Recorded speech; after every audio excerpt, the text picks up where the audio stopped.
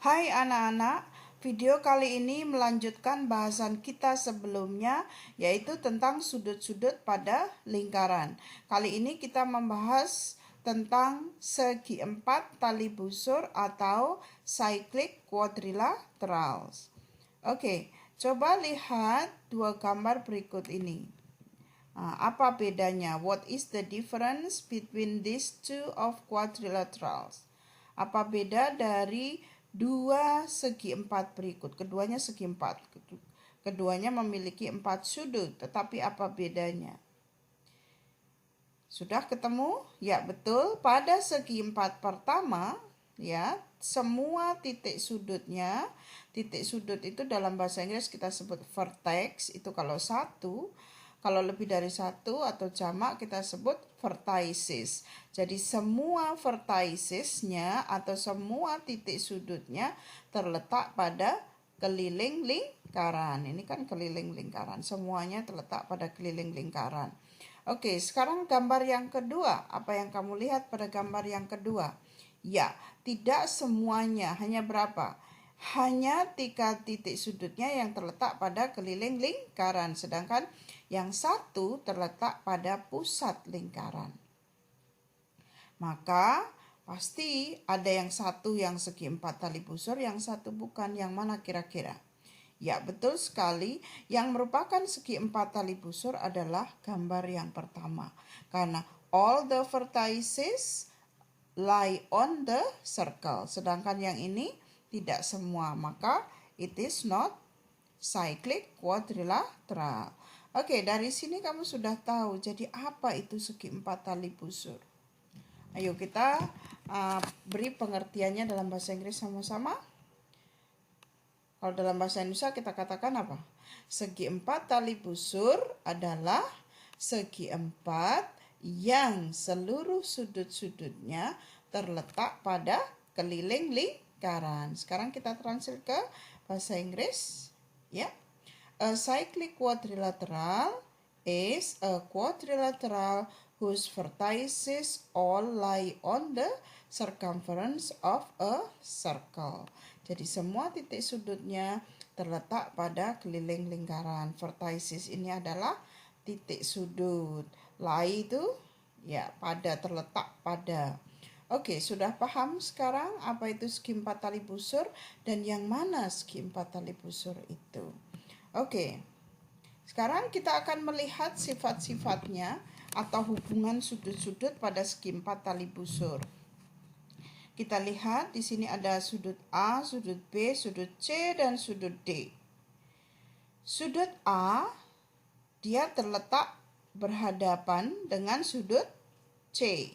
Apa ini berhadapan istilahnya? Opposite. Ya, kalau dua sudut saling berhadapan berarti opposite angles. Two opposite angles. Oke, kemudian sudut B berhadapan dengan sudut D. Kita akan lihat apa hubungannya. Sekarang saya misalkan sudut D ini sebagai A. Sebagai A derajat besarnya. Sudut D ini merupakan sudut apa? Pada pertemuan sebelumnya kita sudah bahas. Ya, betul. Sudut D merupakan sudut keliling yang menghadap busur apa? Menghadap busur AC. Ya. Ini sudut keliling. Mana sudut pusat yang menghadap busur AC yang kecil ini? AC yang kecil. Ya, sudut AOC. AOC adalah sudut pusat yang menghadap busur AC juga. Kita sudah tahu hubungannya kemarin apa? Ya, betul bahwa sudut pusat sama dengan 2 kali sudut keliling. Jadi kalau di sini A derajat, berapa di sini? Berapa ini yang biru ini? Sudut besar sudut yang biru ini? Ya, betul. 2 kali dari sudut kelilingnya. Berarti 2 kali A derajat, berarti menjadi 2A derajat. Bagus sekali. Sekarang kita lihat. Kalau sudut B saya misalkan B derajat. Sudut B ini atau sudut ABC adalah sudut keliling yang menghadap busur AC yang besar ini atau major arch. Menghadap busur yang besar. Nah, sekarang kalau sudut kelilingnya adalah ini, mana sudut pusatnya? Ya, betul. Sudut pusatnya juga sama namanya, sudut AOC, tapi bukan yang kecil ini, tapi yang warna merah ini. Atau sudut refleksi dari sudut AOC. Sudut refleksi itu sudut yang belakang ini. Dia lebih dari 180 derajat. Oke, karena di sini B derajat, maka di sini berapa?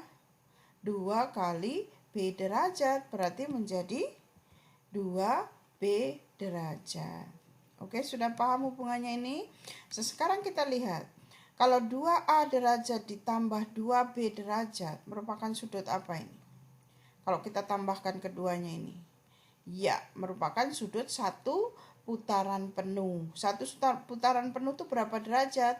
Ya betul, 360 derajat. Maka bisa kita tulis bahwa 2A ditambah 2B sama dengan 360.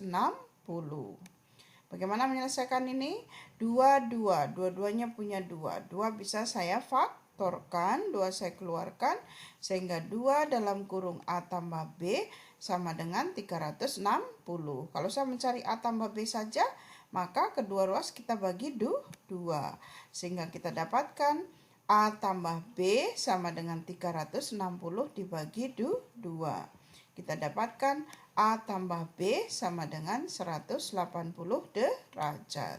Oke, kamu lihat A dengan B ini posisinya bagaimana ini?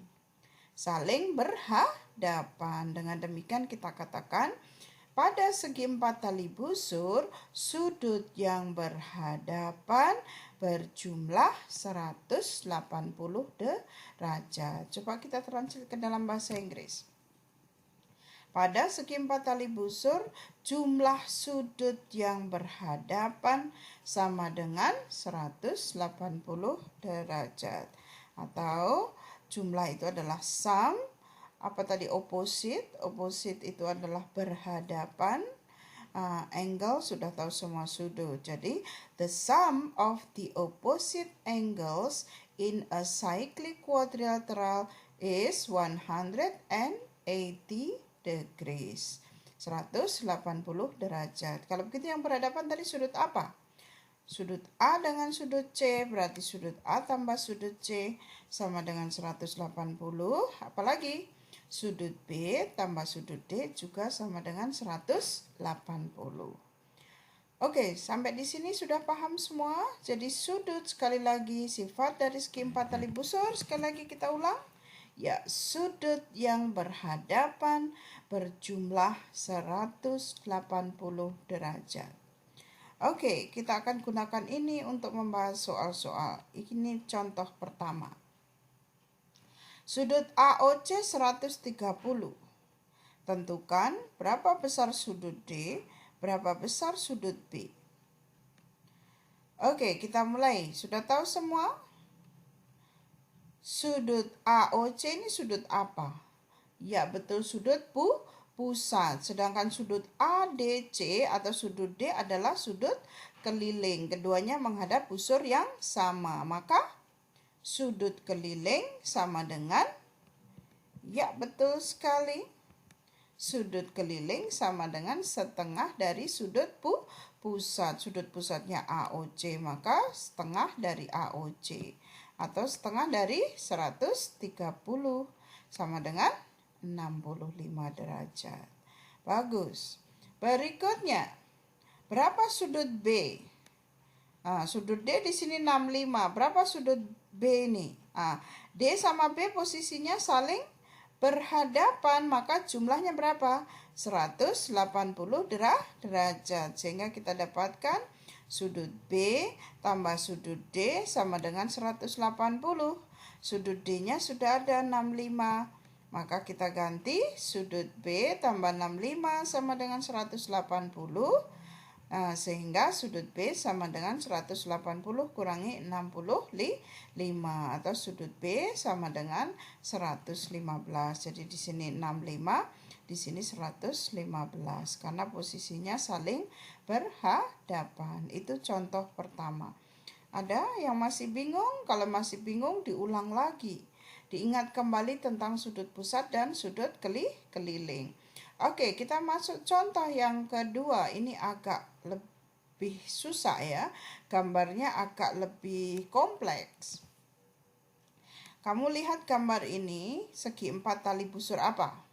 Ya, PQRS. Ini merupakan segi 4 tali busur. Kemudian di sini kamu lihat SR dan SP-nya sama karena ada tanda sama. Maka segitiga SPR adalah segitiga apa? Ya, segitiga sama kaki atau kita sebut dengan isosceles triangle, segitiga sama kaki. Nah, sekarang kita lihat sudut TRQ adalah 80 derajat. Jadi sudut yang warna merah ini dari sini sampai sini 80 derajat. Kemudian sudut Q sendiri 110 derajat. Maka ada 5 pertanyaan yang harus kamu jawab. Sudut S yang ini, kemudian sudut SPR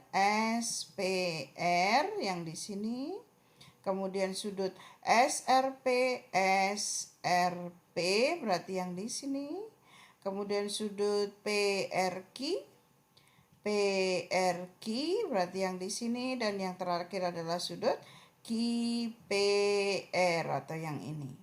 Nah, kita mulai satu persatu. Nah, kita lihat jawaban A. Apa yang kamu lihat?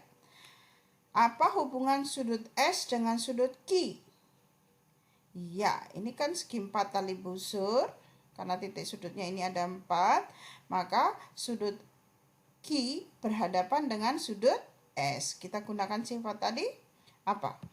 Ya, yang saling berhadapan berjumlah 180. Maka sudut S sama dengan 180 dikurangi 110. Sudut S-nya kita dapatkan berapa? 70. Jadi di sini 70. Oke, selanjutnya kita akan mencari sudut yang ini. Sudut SPR. Nah, ini segitiga apa? Segitiga sama kaki, atau dalam bahasa Inggris kita sebut sebagai isosceles triangle. Apa sifat segitiga sama kaki? Sifatnya adalah dua sudut yang terletak pada sisi yang sama panjang adalah sama besar. Jadi sudut ini sama dengan sudut yang di sini. Nah, sudut segitiga berapa jumlahnya? Ya, masih ingat bahwa sudut segitiga, sudut dalam segitiga ini jumlahnya adalah 180. Jadi sudut ini tambah sudut yang ini tambah sudut yang ini nanti jumlahnya 180. Sekarang kalau saya mencari sudut ini saja berarti sama dengan sudut SPR berarti sama dengan 180 dikurangi 70, tetapi harus dibagi 2. Kenapa dibagi 2? Karena sudut yang ini kan sama ini. Jadi makanya ini dan ini, maka dibagi 2. Sehingga kita dapatkan 180 dikurangi 70 sama dengan 110 dibagi 2. Dapatannya berapa? Ya, betul 55 derajat. Sehingga sudut SPR sama dengan 55 derajat. Nah, yang C gampang sekali. Berapa besar sudut SRP? Ya, sudut SRP kan sama karena ini segitiga sama kaki. Maka di sini juga 55 derajat. Makanya tadi kita bagi 2. Karena ini dan ini adalah sama. Oke, selanjutnya kita yang D, kita akan mencari sudut ini. Sudut PRQ yang ini nih. Berapa ini? Nah, ini coba lihat. Ini kalau digabung semuanya dari sini sampai sini saya gabung. Jadi sudut apa ini? Jadi sudut lurus, saling berpelurus atau supplementary angle. Itu jumlahnya berapa? 180. Sehingga sudut PRQ sama dengan 180 karena ini sudut pelurus. Jumlahnya 180 dikurangi 80 derajat dikurangi lagi dengan 55 derajat, sehingga ini kita pengurangnya kita letakkan di dalam kurung, kita dapatkan itu. Sehingga sama dengan apa? 180 ini tambah ini 135. Sehingga kita dapatkan 180 kurangi 35 Jawabannya adalah 45. Maka sudut ini atau sudut PRQ sama dengan 45 derajat. Oke, yang terakhir adalah sudut QPR. Sudut QPR yang ini. Kita pakai apa? Kita pakai sudut segitiga. Sudah kita tahu bahwa jumlah sudut dalam segitiga sama dengan berapa tadi? 180 derajat. Sudah ada 110, sudah ada 45. Berapa di sini? Nah, kita bisa cari sudut QPR sama dengan 180 dikurangi 110 dan 45. Sehingga kita dapatkan 180 dikurangi berapa? 55. Hasilnya 25. Nah, sekarang terlihat 25. Sampai sini ada pertanyaan? Kalau misalnya masih bingung, diulang lagi supaya lebih jelas. Sampai di sini saja, nanti soalnya akan saya kirim lewat WA foto soalnya sehingga kamu bisa mencoba di rumah. Oke, terima kasih atas partisipasinya menonton video ini.